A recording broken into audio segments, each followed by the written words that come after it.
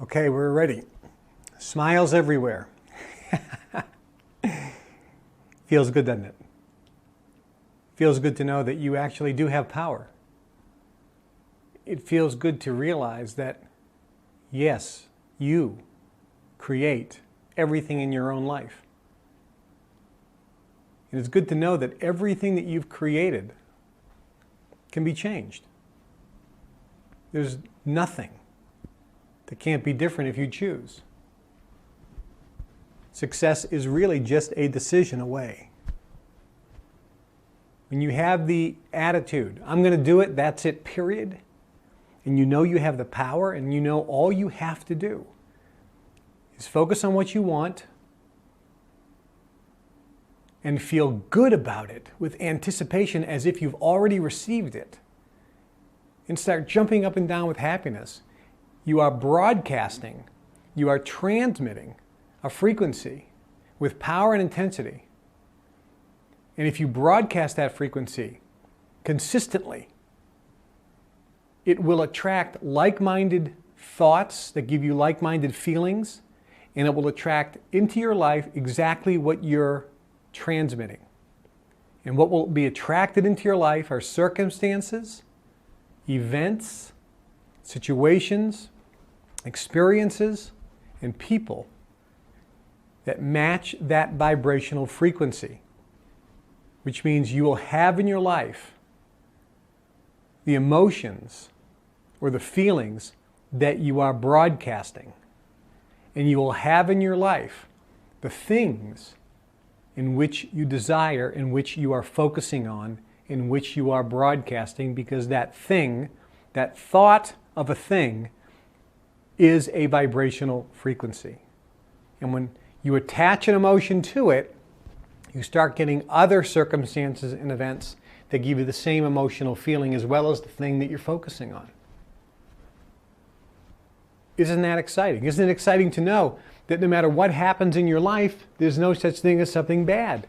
It's just a different experience. You've created it. Look at the emotion.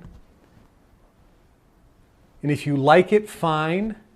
And if you don't, you look at it, turn your back to it, because when you look at what you don't want, it helps clarify what you do want.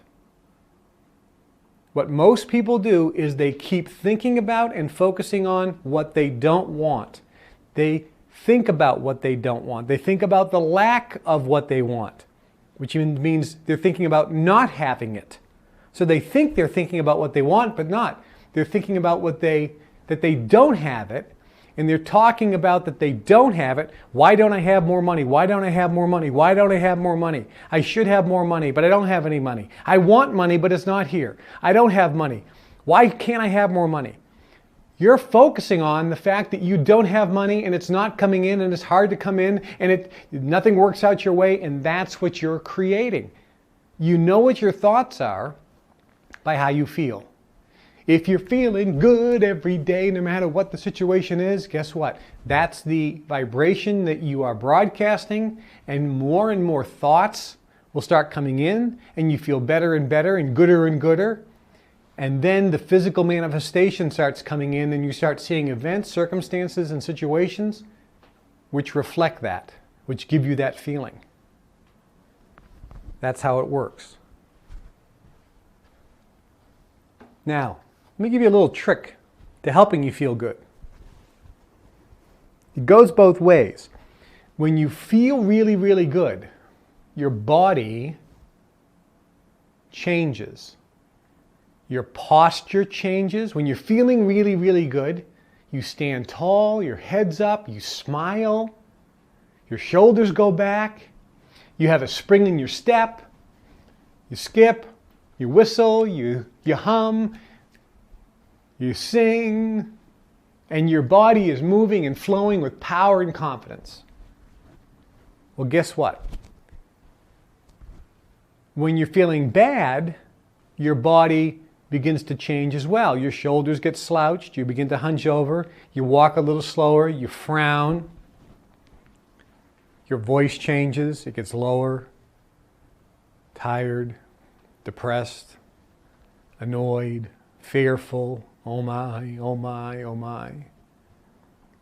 So here's a little trick. When you're feeling bad, I mentioned there's a bunch of things you could do.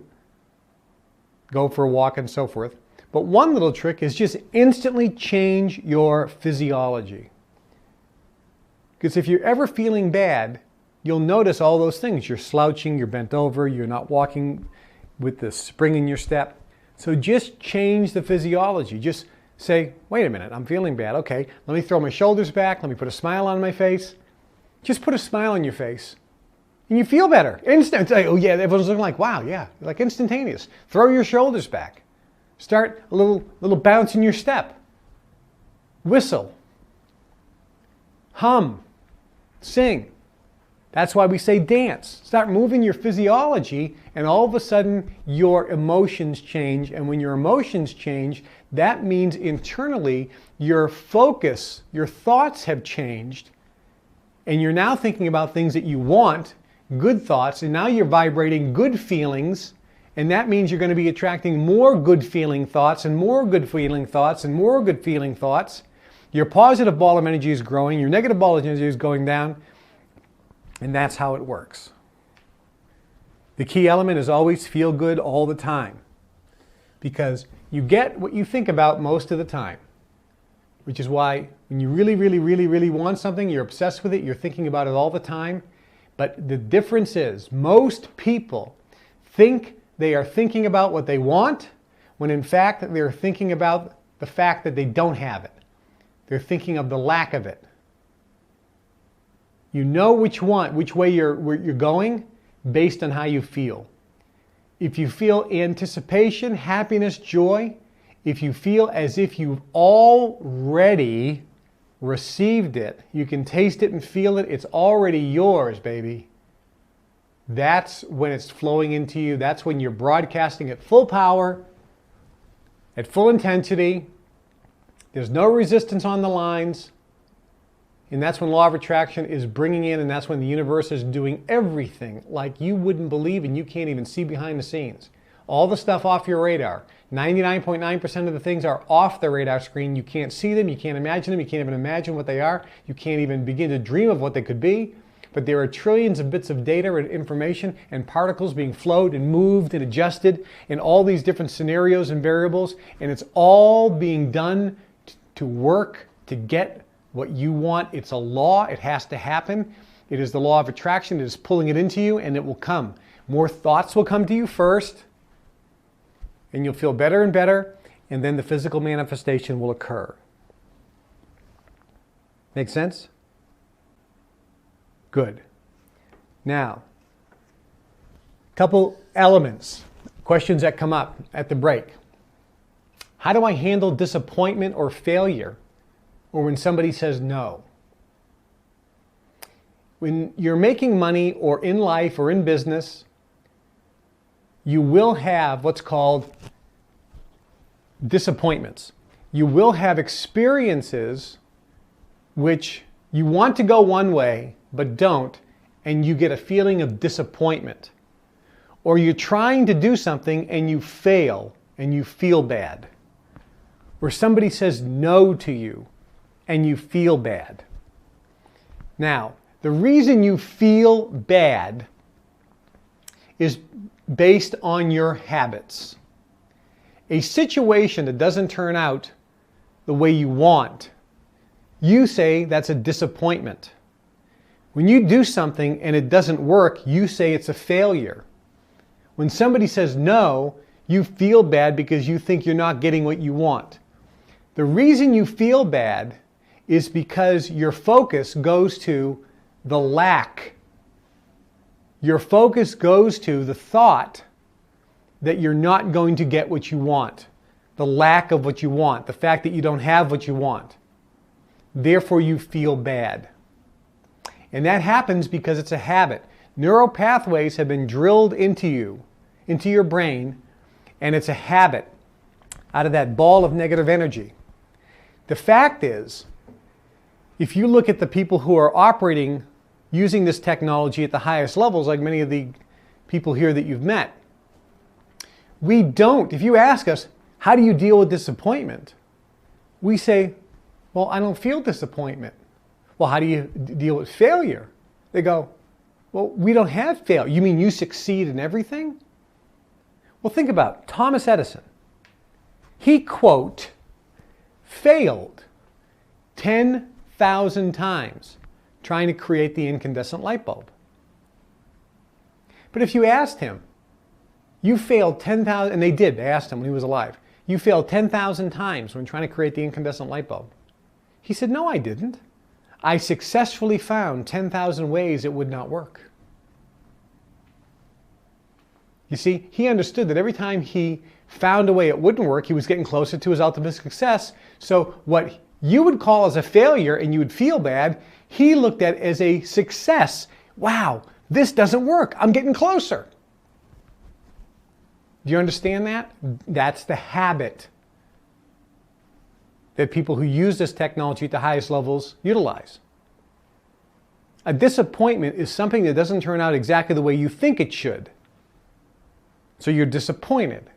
But if you understand that the way you think it should turn out probably isn't the best way for it to turn out, when something that happens that isn't to your liking, what we do out of habit is we're not disappointed. We just say one of two things. Either A, I caused this. What vibration did I put out? So do I need to change my vibration? Or B, wow, something incredible, even better than I could have imagined is about to happen. Because I thought this was the best way, but it ain't working out, so something gooder is happening. So we don't feel disappointment. We don't look at these things as disappointing. When somebody says no to us that we're expecting or we, quote, want to say yes, we just think, either I'm vibrating something incorrectly, my broadcast, my transmission of vibration must be maybe incorrect, let me check that. Or B, if it's right on target, then this no, which I didn't think should happen, obviously should have happened because I'm going to get what I want, and this no is a prerequisite for me to really getting what I want because I don't know what's off the radar screen. Do you understand that? So the answer is, anytime you are in a situation where you feel disappointment, knowing that's only happening because of habit, and know that you shouldn't feel disappointment. The first thing is, I should not feel disappointed. Obviously I do. You're acknowledging the fact that you're feeling disappointed, or you feel bad because of a failure, or you feel bad because somebody said no. But the key is, you have to say, okay, why did this happen? Are you vibrating or transmitting an incorrect vibration? Okay? So work on that first. But then secondly, why am I feeling bad? The reason you're feeling bad is because you're focused on it not happening. And how do you change that? How do you change the focus on it not happening? Go back and say, no, that's what I'm focusing on. Now let me think about what I want. Let me focus on that and let me feel better. Because when you focus on what you want, you should feel better. If you focus on what you want and you don't feel better, that means you're really being pulled back and believing you won't get it. So that which you want either has to be corrected or changed, or you have to start basically changing your belief that you can get it. And how do you change your belief? You want something and saying, okay, obviously I'm not believing that I'm going to get this, so let me change this. Because I'm focusing on lack, which is why I feel bad. So I want to feel better and I really want this. So how do I start feeling better? Okay, well, it's not on my radar screen. I don't see any way I can get this. And based on all the circumstances that just happened, it looks even bleaker.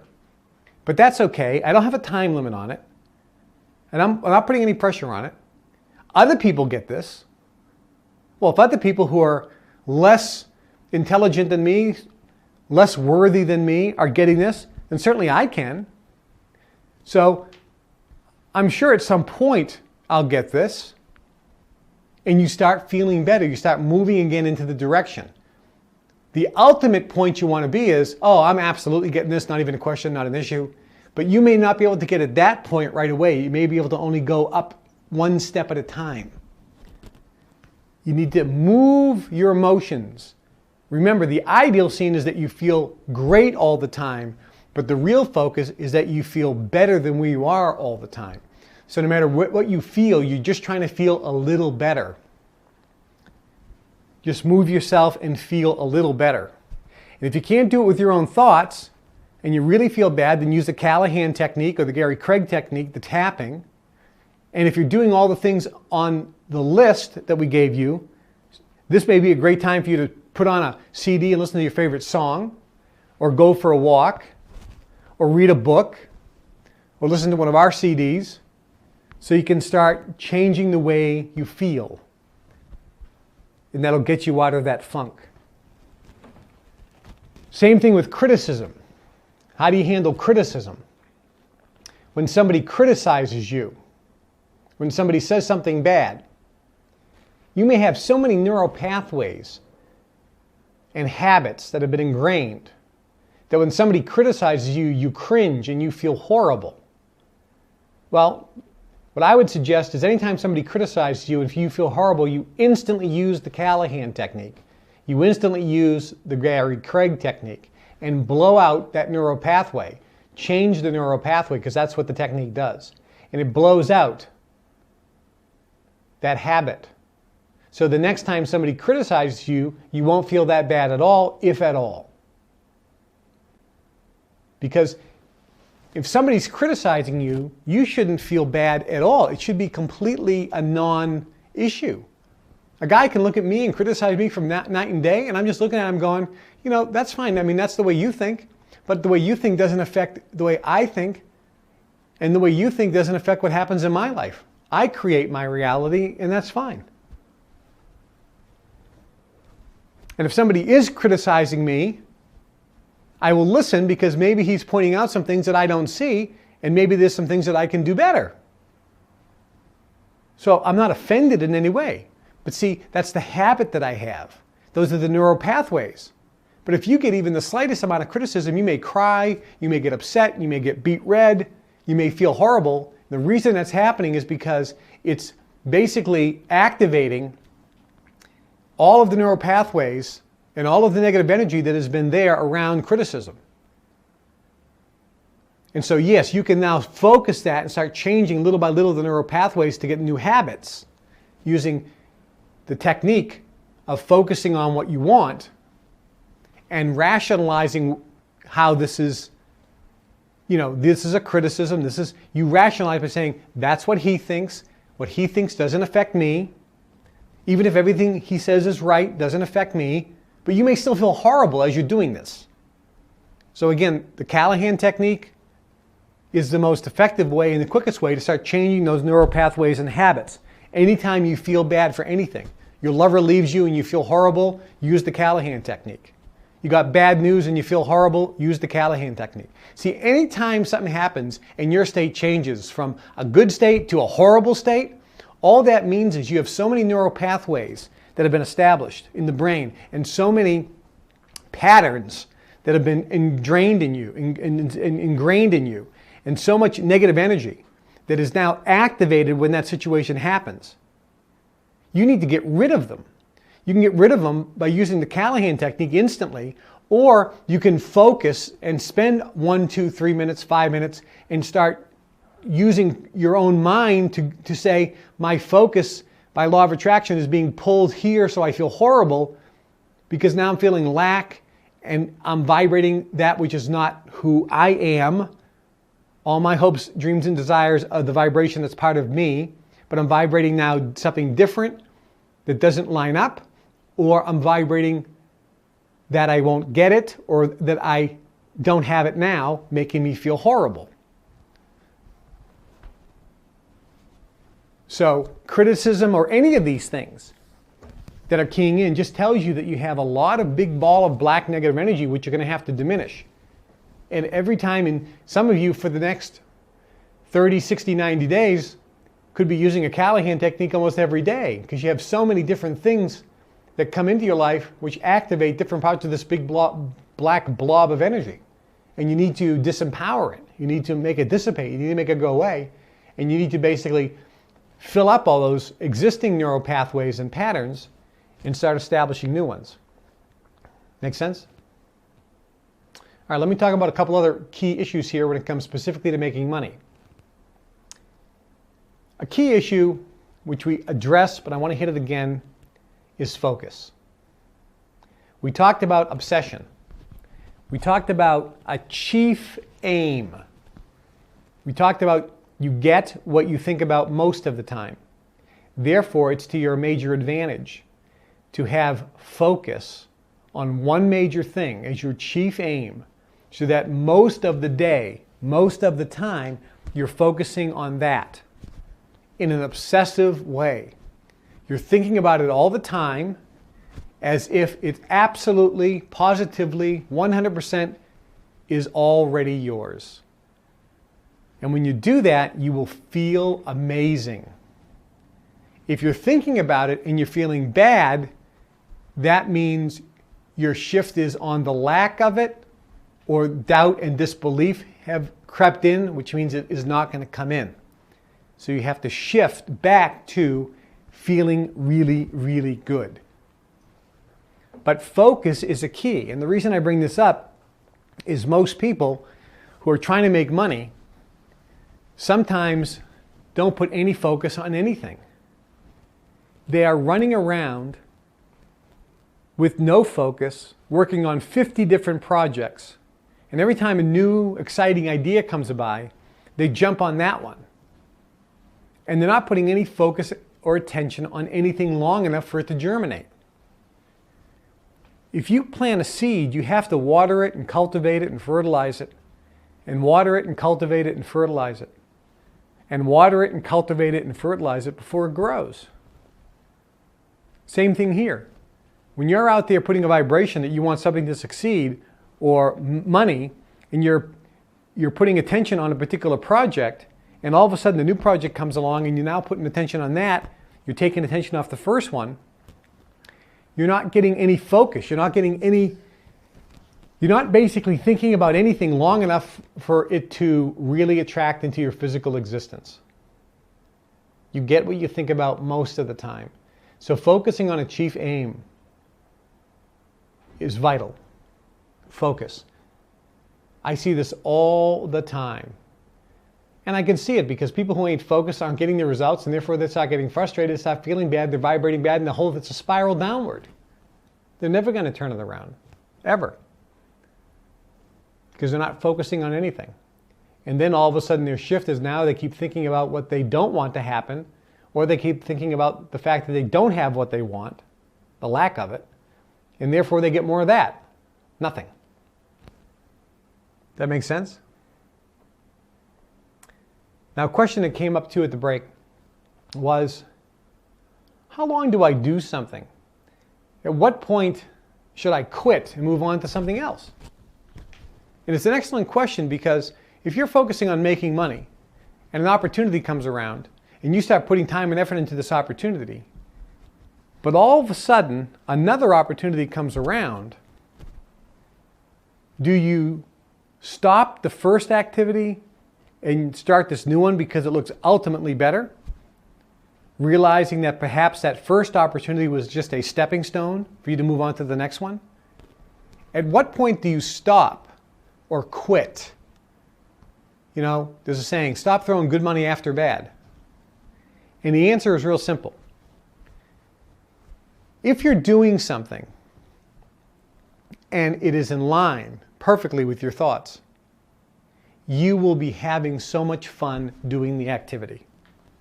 You will feel great. Sometimes you focus on making money and you decide, I'm going to do this business. And you start doing this business for weeks, months, maybe a couple years, and you're enjoying every minute of it. But at some point, the enjoyment goes away. It now becomes drudgery. It's no longer fun. That's when you quit. If it's no longer fun, you should consider quitting. First, consider, have you got off track by changing your thought patterns on the fact that it's not working fast enough? And are you focusing on it not working, or the lack that you have because you're not getting the results? Or is there fear and doubt creeping in? And first, see if you can change that so that the activity can go back to being fun again. Or if you can't, then stop the activity, quit, and look for something else that can give you pleasure. Because the main reason we're doing this, we're playing the game of life, is to have fun and to get as much pleasure as we can. So if you're not having fun, if you're feeling bad, that is when you should consider quitting. First, consider if your thought process has gone off track. Then you should consider quitting and moving on to something else that gives you pleasure. It must be fun. Another question is, how do I stay motivated? Well, when you're focusing on what you want and you have a burning desire for its achievement, you will absolutely be motivated every day. So the first thing is how to stay motivated is, if somebody says, I'm not motivated, I says, what's your chief aim? I don't have one. Good, get one. That's the first reason people ain't motivated. They don't have a chief aim that they have a burning desire for its achievement. The way to get motivated is to get a chief aim and a burning desire for its achievement. When you can find something that can give you a burning desire, that's when you're the happiest, and that's when you're motivated. You are truly happiest when you're in the process of achieving your goal. That's when you're the happiest. It's been said, true happiness and success is the progressive realization of a worthwhile dream. It's the process. And the real process is when you have something that you categorically want and you have a burning desire and obsession for its achievement, that's when you are the happiest. And that's when you're motivated. So that's the real key. Now, the way to fuel the fire is to read books every day, listen to CDs every day, go to different seminars on a regular basis, or you're associating with and meeting other like-minded people, and you constantly do dream building. Because dream building will keep you motivated. It'll keep you focused on your chief aim and keep that obsession and desire to achieve it. Because it'll keep fueling the fire of desire. That's how you stay motivated. And always, always, always follow your own desires. Follow that which gives you the greatest sense of bliss. If you always do and follow what gives you bliss, you will live an extraordinary life. You will live a magnificent existence on this wonderful planet. Always, always, always follow your bliss. Question. Question is, are multi-level marketing companies or direct sales companies, are joining them a good idea? And the answer is, for some people, they're a great idea, and for other people, they're a bad idea. How do you know? Well, does it excite you? I was involved in a network marketing company back in the 70s, and it was, for me, at the time, a spectacular experience. I got to associate with wonderful, motivated, successful people. I read books and was exposed to good books, outside of the society, of course, but still good books. I went to seminars and different functions and lectures, and it was a really magnificent, fun, social, exciting, profitable experience. So for a lot of people, being part of a network marketing organization can be a real blessing. You can get a lot of benefits from that.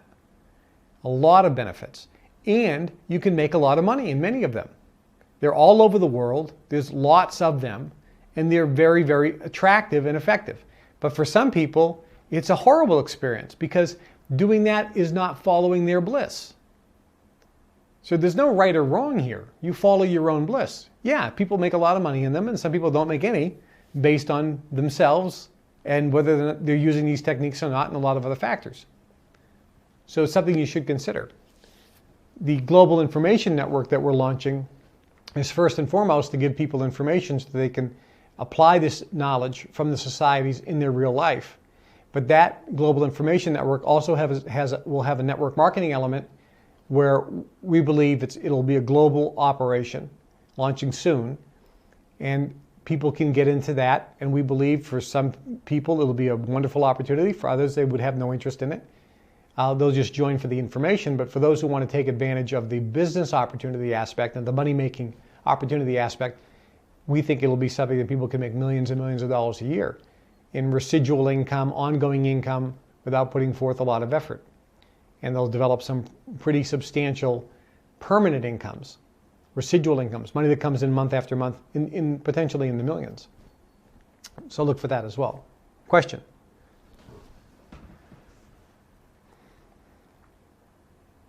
Yes, the question is, there are courses on how to buy real estate with no money down, how to make money as a real estate investor, how to make money in the stock market, how to make money trading options. There are courses on how to make money on the internet, how to make money on eBay. Are any of these good? The answer, most of them are excellent. They have information, good techniques, good skills, and you can follow their systems and profit immensely. I know many of the people that have put those programs together, and some of them are good and some of them are great. Which one should you go after? Follow your own bliss. Use this technique. Believe me, the universe will point you in the right direction with the right course that's right for you. And you may have to go through several of them to find which one really zeroes into your own sweet spot in terms of really get your juices flowing. But a lot of those courses provide real opportunities where everybody can make huge amounts of money. And people say, well, you know, 1 million people have bought that real estate course. Certainly not all 1 million of them are millionaires in real estate, so it mustn't work. Well, no, don't be silly. 1 million people buy the course. 900,000 of them don't even listen to one of the CDs. And of the other 10%, they don't even finish the course. And of those that finish the course, their thinking is so negative that they never put forth any action. And that those that put forth some action, they actually hate the activity because they're not using this technique and the law of attraction properly. So there's only a very small amount of people that actually do anything on a consistent basis. But for those who do and use the technique, I can tell you this. Let me just tell you exactly how it is. If you're using the technology and the mind techniques that we're teaching here in this weekend, you could get 100 courses, close your eyes, pick one, and you'll make millions. It doesn't matter. One is not better than the other. Because when you use this technique, they all work. So if you want to make money buying and selling on eBay, or on the internet, or stocks, or options, or buying and selling companies, or real estate, or tax liens, all those courses are incredibly effective when you use them. And if you use them combined with this technique, they all work and they're all wonderful techniques. And they're really good for people to start, like network marketing companies. They can start them part-time with very little money. You don't need a lot of knowledge. And you can apply the techniques in them and see spectacular results. Absolutely. Question? Okay. Question is, I have no idea how to make any money. What do I do? And the answer is, you don't have to know. When you look at the training balance scale, the first side, 99.9%, is the thinking process. The how, the techniques, the skills, you don't have to know. So what you do is you say, I want to make money. Now, you may have a specific desire. Do you want to be in a business of your own? You want to make money from your home? Do you want to start your own company? Do you have any inkling of how you want to make money? No, okay. Good, perfect. Okay, no. All I know is I want to make lots of money and have freedom to do anything I want. So basically, I want to make money out of your home. You want to make money out of your home. You want to make money without investing a lot of time or money. Right. Perfect. Guess what? You know exactly what you want. And you're smiling. You're like, I can see. Man, you can have a magnificent obsession for that. So your goal, your chief aim is, I want to be rich, financially independent, in some business, in something, that gives me massive amounts of monthly income without me putting up a lot of money, any risk, or putting a lot of time, and without investing a lot of money. But I just want a lot of cash flow coming in, right? Without doing a lot, so I can travel anywhere in the world. Is that right on the money? Perfect. That's your chief aim. That's all you have to do, is think about that all the time. Get a magnificent obsession and keep saying, the universe will put this opportunity right in my lap. Yeah, the global information network is probably it. I mean, I know what it is, you don't know yet, but yeah. I mean, and you weren't going to come to this, but something inside you said, I have to come to this weekend. See, you already knew what you wanted. You've already used the technique before you got here, and that's what brought you here. The universe is saying, here you go. Hi, we're the helicopter. Come on, we're here to rescue you. Does this make sense? Good question. You see, what holds people back? The technique is easy. You clearly define what you want, either with specificity, general, or a feeling. You get obsessed with it. You get a burning desire for its achievement.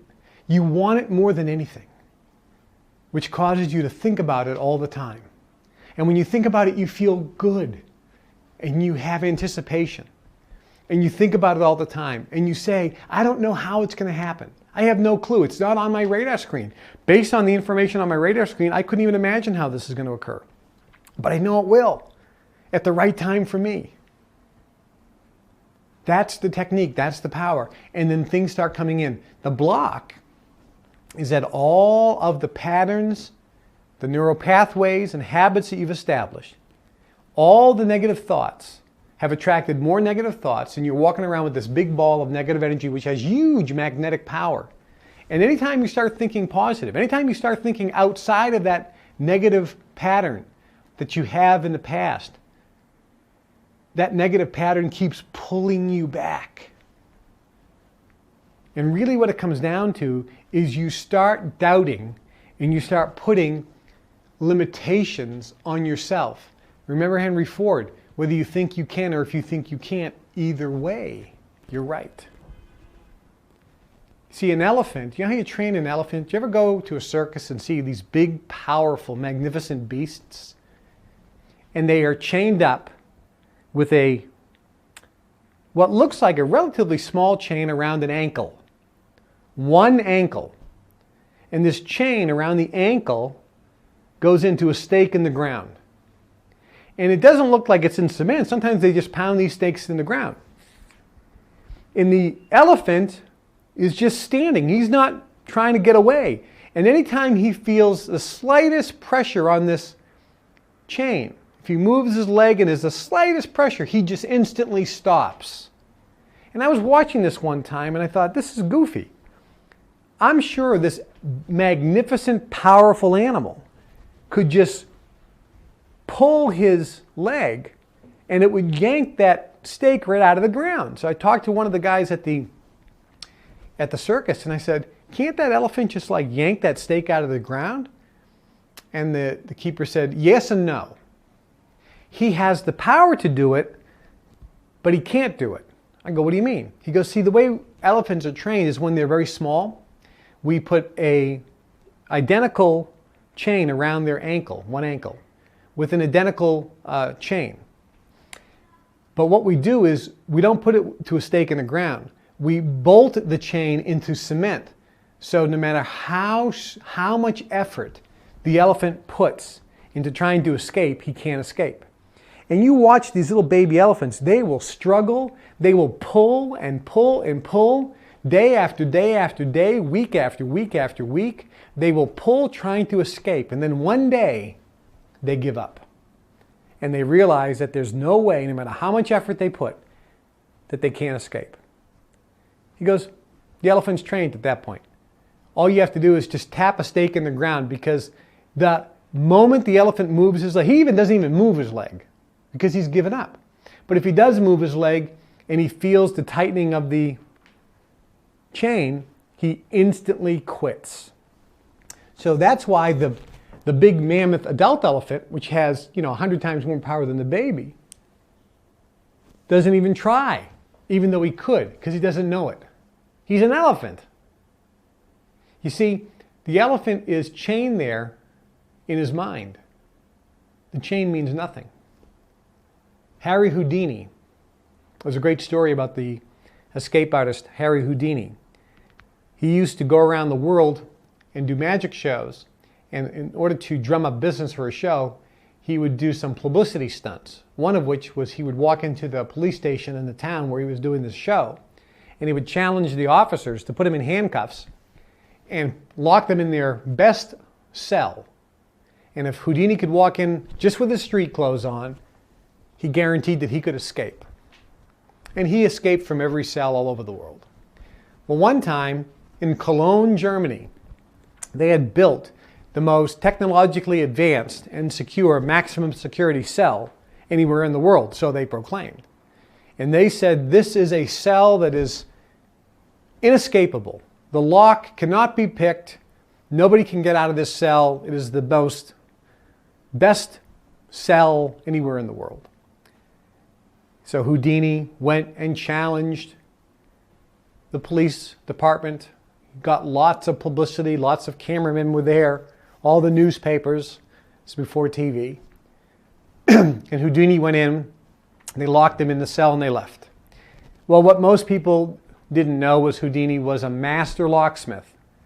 And the reason he used to go in with his street clothes, because in his belt, he was searched of course, but in his belt he had a very thin piece of metal, like a wire, which he would use as a pick. And he took out this wire and his various locksmithing tools that were hidden in his belt, and he began to work on trying to pick the lock. And Houdini, being a master locksmith, usually could pick locks within a few minutes. Well, after about 10 minutes, Houdini still hadn't picked the lock. It was a lock he's never seen before.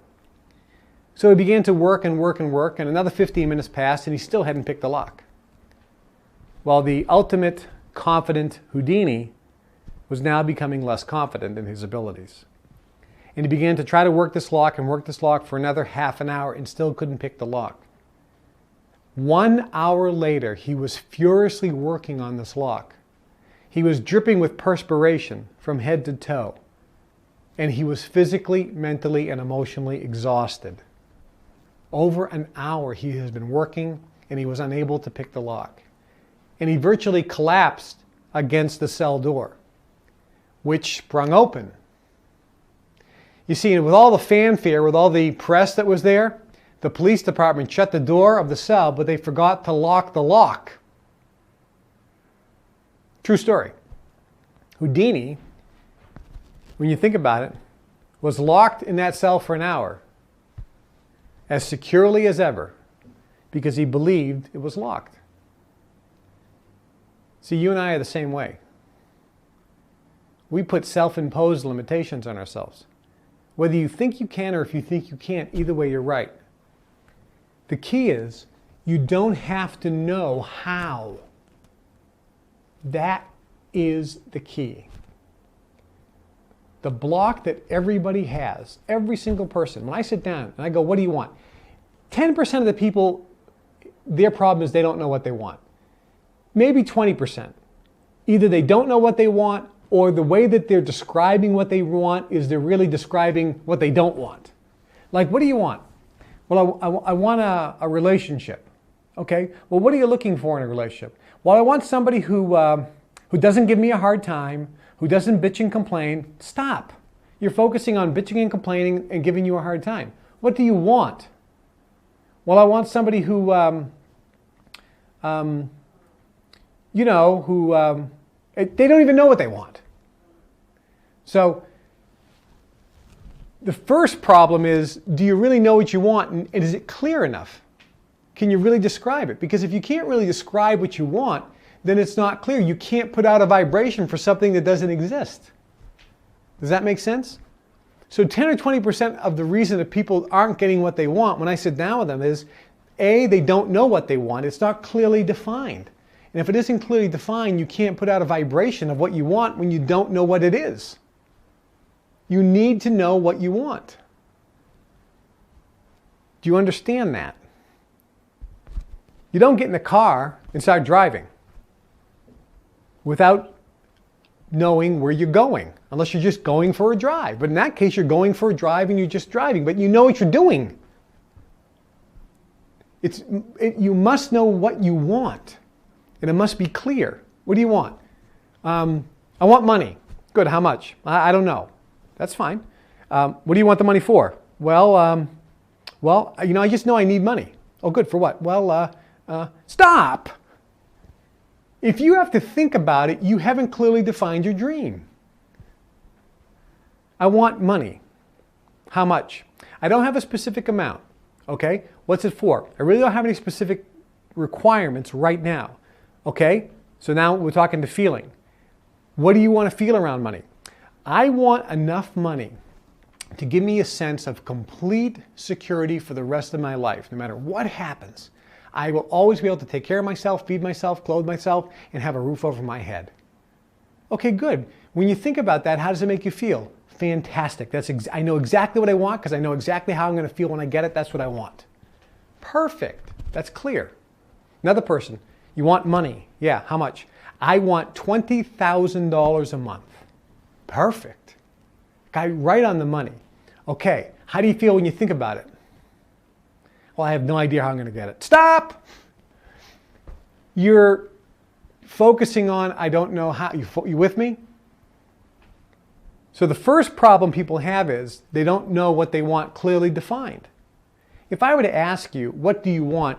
You better be able to describe it to me. And as you're describing it to me, you should be so smiling and feeling amazing. That's the first test. Do you know what you want? In the way to determine that, whether it's yes or no, can you describe it? I want a new car. Okay, what kind? I really don't know. That's fine. How does it feel when you think of having a new car? You probably aren't going to feel spectacular because you don't have some specificity. Again, the test is real simple. You define what you want, and when you think about it, you should feel amazing. For most people, when it comes to a specific thing like a car, the more specific it is, the better it's going to make you feel thinking about it. Well, I'm not choosy. It could be a Lexus, it could be a Mercedes, it could be a Cadillac. And I'm not sure, I don't care if I want a 2 or a 4-door. That's fine. How does it make you feel? Good. You want to feel better? Go look at Lexus. Go look at Cadillac. Go look at Mercedes. Pick one. Why? Because if you're being completely general on a specific thing, that's good to one extent and not so on the other. Because remember when I said you have to have the feeling as if you've already had it? Right. Well, today, guess what? You just won a prize. That prize is you get to pick out just one brand new car. $150,000 maximum price. Now, you got 5 minutes to choose which car. Do you understand? Now your feeling of excitement goes up dramatically, doesn't it? The feeling of anticipation, as if you already got it, went up. Now you can get that by being general as well, no problem. I'm just trying to help you, give you some other ways to consider things. But the first problem is not defining the dream properly. The second reason you don't have what you want, and this is 80%, if not more, is because when you think about what you want, you're actually thinking about the lack of it. You're actually thinking of what you don't want. You're actually focusing on it not being there. And that process of thinking about it not being there, that's what blocks you. And you know whether you're thinking about what you want or what you don't want based on how you feel. Based on how you feel. There's one key thing I want to talk about here is this. When it comes to making money, when it comes to getting a relationship, when it comes to making all of your dreams come true, the cavalry is not coming over the hill. There's no savior that's coming. The reason you don't have things is not because of the economy, not because of the politicians, not because of who your parents are, or the school you didn't go to, or bad luck. The reason you are exactly where you are is because you've created it. The key, the 10-second miracle, is you need to take 100% responsibility. Know that you can create anything you want in your life. You can have, be, or do anything and everything you want in your life. You want $10,000 in 24 hours? You can get that. You want $100,000 in the next 90 days? You can get that. You want $100,000 in the next 30 days? You can get that. If you can want it and categorically believe that you already have it, you can have it. The problem for most people is even if they want it, they can't believe yet they can have it. So you have to get lower goals that are in the sweet spot. But know and believe that these techniques categorically work. You can have, be, and do anything and everything you want. Just use your own power.